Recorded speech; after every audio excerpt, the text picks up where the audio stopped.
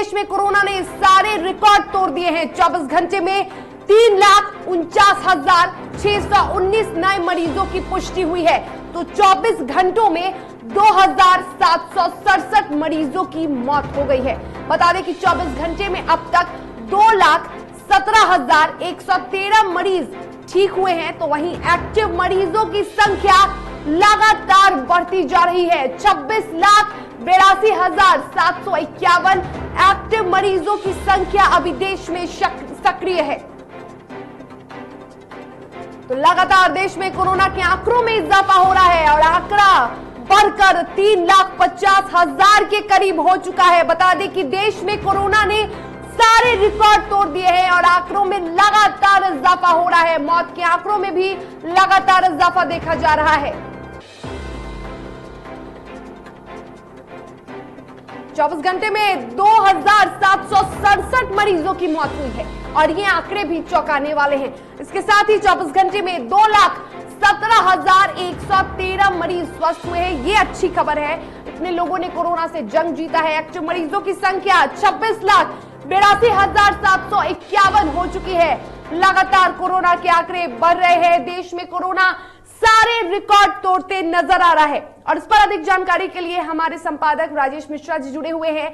राजेश जी, लगातार देश में कोरोना रिकॉर्ड तोड़ आंकड़े 24 घंटे में आ रहे हैं और अब जो मामले हैं वो 3,50,000 के करीब हो चुके हैं। ये चौंकाने वाले आंकड़े सामने आ रहे हैं।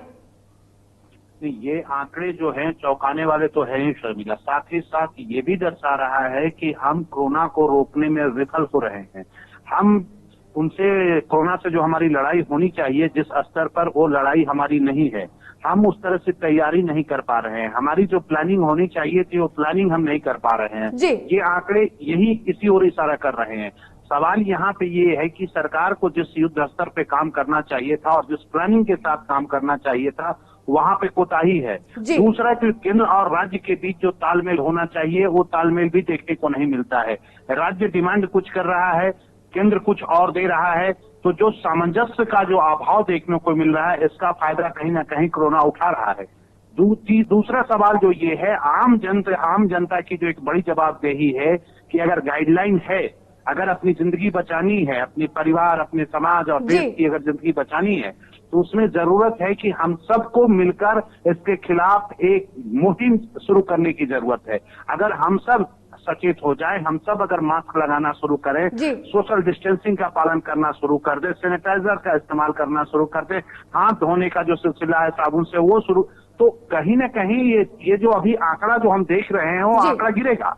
ये दर्शा रहा है कि हम न कहीं सोशल डिस्टेंसिंग का पालन कर रहे हैं, न कोरोना गाइडलाइन का पालन कर रहे हैं। आज की तारीख में आप देखिए, अभी बिहार में या फिर देश में पूरी देख लीजिए, शादी विवाह का मौसम है, लगन शुरू है। आप किसी भी शादी में चले जाइए, कहीं आप चले जाइए, जो वहाँ फंक्शन हो रहा है, जैसे आम दिन फंक्शन होता था वैसे ही आज भी हो रहा है, उसमें कोई कमी नहीं है। वहाँ भी सैकड़ों लोग बैठ के गप कर रहे हैं, डांस हो रही है, मतलब डीजे बज रहा है, हर तरह के वो सारे काम हो रहे हैं जो कोरोना से पहले हुआ करते थे। वैसे में आप कल्पना कीजिए कि अगर ये आंकड़ा नहीं बढ़ेगा तो फिर क्या होगा। तो इसके लिए तो जवाबदेही एक तरफ सरकार है, तो दूसरी तरफ हम सब भी कम जवाबदेह नहीं है। हम सब भी तो पालन कर सकते थे, इतना तो जरूर कम से कम मास्क तो लगा सकते थे। हमें कहाँ जाना है, नहीं जाना है, कितने भीड़ में रहना है, नहीं, ये तो हमारे बस में है ना। तो हम अपने ऊपर भी नियंत्रण नहीं कर पा रहे हैं, हम इसे पूरी तरह से हल्के में ले रहे हैं और लापरवाही अगर सरकार में है तो उससे 4 गुना लापरवाही हम सब भी बरत रहे हैं। यही वजह है कि 3 लाख से ऊपर, 3,50,000 से ऊपर का आंकड़ा पार कर रहा है और ये आंकड़ा और बढ़ेगा। अगर हम सचेत नहीं होंगे तो ये आंकड़ा और भी बढ़ेगा। बिल्कुल राजेश जी, खबर है। बिल्कुल राजेश जी, और थोड़ी देर पहले ही अभी प्रधानमंत्री नरेंद्र मोदी ने मन की बात को संबोधित किया और कोरोना के आंकड़ों पर उन्होंने बात की।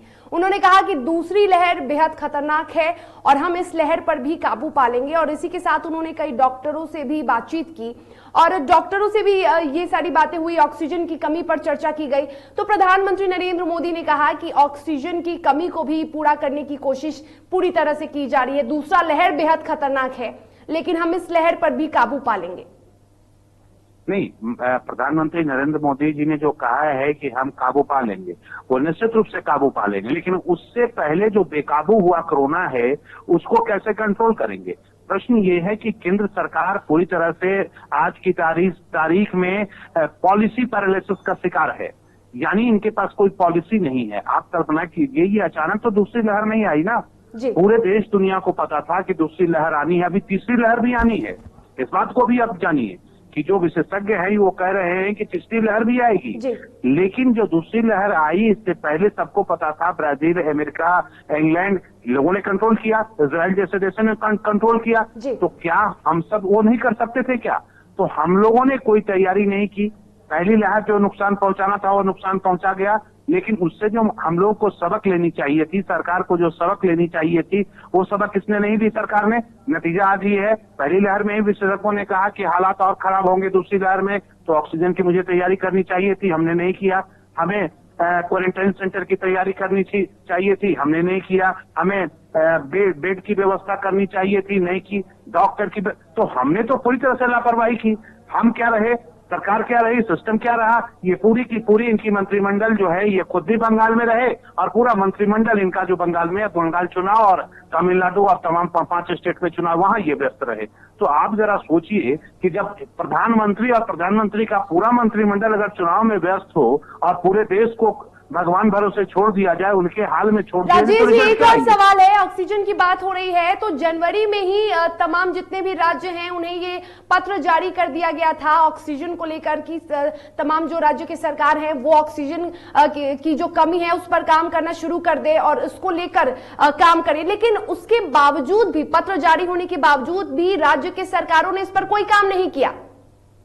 देखिए, हेल्थ जो है वो स्टेट का सब्जेक्ट है, राज्य सरकार का ये सब्जेक्ट है, लेकिन जो ये महामारी है ये राष्ट्रव्यापी विश्वव्यापी महामारी है, वैसे में केंद्र की बड़ी भूमिका होती है। दूसरा जो आपका सवाल था कि राज्य को लेटर जारी कर दिया गया था, उसने कुछ नहीं काम किया, अच्छी बात है, लेटर जारी हो गया, लेकिन अगर राज्य नहीं काम किया है तो इसकी जवाबदेही राज्य पे भी है। प्रश्न ये उठता है कि क्या केंद्र सरकार के पास कोई इनपुट नहीं था कि कोई स्टेट कोई काम नहीं कर रहा है? ये सियासत वाली भाषा हुई। अगर केंद्र इस तरह का बयान दे रहा है तो ये सियासत है। केंद्र से पूछे कि महाराष्ट्र, इनके मध्य प्रदेश में किनकी सरकार है? सरकार तो आपकी है ना, तो अगर उसने भी अगर तैयारी नहीं की तो आपने उस पर क्या कार्रवाई की? ये आपकी जवाबदेही है। आप पूरे विश्वव्यापी इस महामारी को देखते हुए आप लापरवाह हुए और आपकी लापरवाही ने ये राज्य को भी बेकाबू रहने पर मजबूर किया। अब नतीजा ये है कि आज की तारीख में, आज आप मीटिंग कर रहे हैं, गांव में एक कहावत है, हम सब ग्रामीण परिवेश से आने वाले हैं, कि भोज जब होता है तो कोहड़ा रोपा जाता है, तो ये सरकार वही कर रही है। आज जब महामारी अपने चरम पे है तो आज ये वेंटिलेटर की व्यवस्था कर रहे हैं, आज ऑक्सीजन की बात कर रहे हैं, आज तो ये पूरी तरह से कहा जा सकता है ये बस एक दूसरे पर बिल्कुल। लेकिन राजेश जी, यहाँ पे अगर राज्य सरकार की या सरकार की अगर हम गलती ठहराते हैं, यहाँ पे लोग भी सरकार को ब्लेम कर रहे हैं, लेकिन यहाँ पे लापरवाही की अगर बात करें तो लोगों की भी लापरवाही देखी जा रही है। अगर लापरवाही नहीं बरती जाती तो शायद इन आंकड़ों में बढ़ोतरी नहीं होती और हम तीसरी लहर का भी इंतजार कर रहे हैं। यदि लापरवाही ऐसे ही जारी रहेगी, अब भी कई जगहों पे हम देख रहे हैं कि कोरोना गाइडलाइन का बखूबी से पालन नहीं किया जा रहा है। कई ऐसे जिले हैं जहां पे लॉकडाउन लगाने के बाद भी सामान्य नजारे दिखे जा रहे हैं, मास्क नहीं लगाया जा रहा है, शादी में हर्ष फायरिंग की जा रही है, लोग जुट रहे हैं, बार बालाओं का डांस हो रहा है। तो ऐसे में संक्रमण को कैसे रोका जाएगा राजेश जी? नहीं, इसका बस एक ही उपाय है और वो उपाय है कि हम सबको जागरूक करना होगा, हम सबको आगे आना पड़ेगा, जनता को आगे आना पड़ेगा। जनता को ये सोचना होगा कि अगर सरकार विफल है, अगर सरकार अस्पताल की व्यवस्था नहीं कर पा रही है, ऑक्सीजन की व्यवस्था नहीं कर पा रही है, तो अगर हम इसी तरह से बेलगाम होते रहे तो कल की तारीख में हमारी भी बारी आएगी। इस बात को जनता को समझना होगा और ये अगर जनता नहीं समझ रही है तो सरकार का एक दायित्व है कि जैसे भी हो समझाया जाए, क्योंकि ये सिर्फ एक व्यक्ति का मसला नहीं है, पूरे समाज और पूरे देश का मसला है। वैसे में हम सबको गंभीरता से लेना होगा और इस बात को समझना होगा और समझाना भी होगा। एक चीज और मजे की बात ये भी ऐसा मिला कि आज जो है आप कहीं भी शादी में जाएं या श्राद्ध में जाएं, वहां जितने जो बैठे हुए जो लोग हैं ना, वो बात कोरोना की कर रहे हैं कि स्थिति बहुत खराब है, लेकिन ये खराब करने वाले, ये जो बात करने वाले हैं, यही लोग हैं। ये वहां पे शादी में शामिल हैं, डांस कर रहे हैं, नाच रहे हैं, गा रहे हैं, जश्न मना रहे हैं, और फिर यही चर्चा कर रहे हैं कि कोरोना कंट्रोल में नहीं आ रहा है। बिल्कुल राजेश जी, और यही चौंकाने वाले नजारे हैं। यही अगर सरकार अब भी पाबंदियां नहीं लगाती तो शायद अब भी लोग ऐसे ही भीड़ जुटाते, ऐसे ही मार्केटिंग करते, ऐसे ही सब्जी मंडियों में भीड़ लगाते। अब भी पाबंदियां लग रही है, अब भी लोग नहीं सुधर रहे हैं, और ऐसे में अगर हम सरकार को दोषी कह रहे हैं, लेकिन हमारे में भी, जनता की अगर बात करें तो लोगों में भी कहीं ना कहीं दोष है, क्योंकि कोरोना को करीब 1 साल से अधिक हो गए हैं, और ऐसे में भी हमें पहले भी पता था कि कोरोना एक खतरनाक महामारी है। और ऐसे में जब हम पहले भी हमें जागरूक किया गया था, प्रधानमंत्री के द्वारा, सरकार के द्वारा, लगातार प्रशासन भी लोगों को जागरूक कर रही थी, अभी भी कर रही है, लेकिन ये पहली लहर नहीं है, ये दूसरी लहर है। और ऐसे में जब लोग जागरूक नहीं हो रहे हैं तो कहीं ना कहीं लापरवाही की वजह से ही जो संक्रमण का खतरा है वो लगातार बढ़ते जा रहा है। तो फिलहाल बिल्कुल जी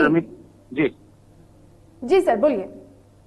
नहीं, एक मेरा बस इतना था कि जो अभी इन्होंने शादी में और श्राद्ध में या किसी फंक्शन में जो इन्होंने तय किया है कि 50 होने चाहिए, अभी सरकार को स्थिति की गंभीरता को देखते हुए एकदम बैन करने की जरूरत है। 50 की जगह वो संख्या 20 करें, 20 से ज्यादा नहीं करें। और अगर कहीं भी इस तरह से का केस आ रहा है, कहीं शादी हो रही है और वहां पे 20 से अगर ज्यादा संख्या हो रहा है, तत्काल प्रभाव से वहां पर कार्रवाई करने की जरूरत है।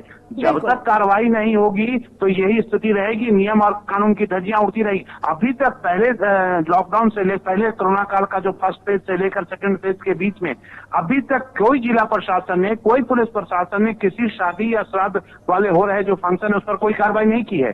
एक बार सख्ती दिखाने की जरूरत है साहब, कि ये तमाम लोगों को तुरंत कार्रवाई किया जाए, उन्हें बैन किया जाए। और मुश्किल से, अभी मैं तो चाहता हूं कि 20 से ज्यादा और 21 से ज्यादा वो संख्या नहीं होनी चाहिए, और इससे अगर ज्यादा संख्या हो तो उस पर तत्काल कार्रवाई हो, उसे उठा के जेल में डाला जाए, उस पर कार्रवाई की जाए, उसको एकदम क्वारंटाइन करने की जरूरत है। ये सख्ती जब तक नहीं सरकार करेगी तो ये दूसरा लहर में तो हम भोग ही रहे हैं, हम खामियाजा भुगत रहे हैं, तीसरे लहर बहुत जल्द आने वाले हैं। वैसे में हालात और खराब होंगे, तो सरकार को इसमें सख्ती करने की जरूरत है। और बेहतर ये होगा कि सरकार सख्ती करे, उससे पहले हम सबको सचेत हो जाने की जरूरत है। बिल्कुल, सरकार ज्यादा सख्ती करे इससे पहले कि आम जनता सचेत हो जाए, हम लोग सचेत हो जाएं, और इससे संक्रमण को बढ़ने से रोका जा सकता है। फिलहाल तमाम जानकारी के लिए आपका बहुत शुक्रिया राजेश जी। और अब खबरों में आगे बढ़ेंगे। देश के बाद अब बिहार की बात करेंगे। बिहार में भी कोरोना का संक्रमण चरम पर है। स्वास्थ्य विभाग के ताजे आंकड़ों के अनुसार राज्य में पिछले 24 घंटों के अंदर 12,359 नए मरीजों की पुष्टि हुई है। और राज्य में एक्टिव मरीजों की संख्या की बात कर ले तो वो भी काफी चौंका देने वाले हैं। बता दें कि 81,907 एक्टिव मरीजों की संख्या हो चुकी है राज्य में। तो वहीं पिछले 24 घंटे में 6,741 मरीज स्वस्थ हो चुके हैं।